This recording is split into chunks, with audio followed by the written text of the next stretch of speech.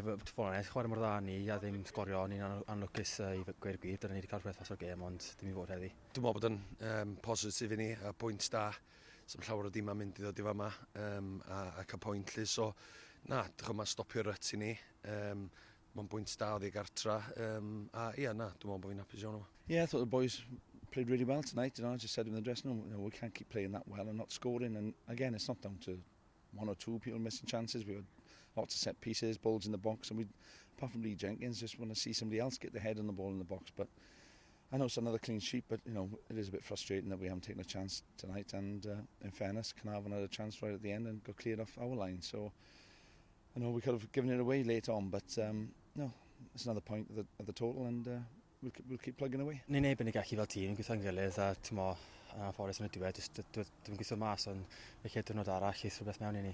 Mae diffendio yn rhywbeth da ni'n wedi bod yn neud y dda yn ddiweddar, so i ddod o'ma fy clean sheets, da ni'n hapus iawn, ond o'n i'n meddwl bod yna llawer rhwng y ddau dîm, os nhw'n holl onast, do'n am llawer o chances i'r un tîm, da ni wedi cael un reit yn diwedd o fanna.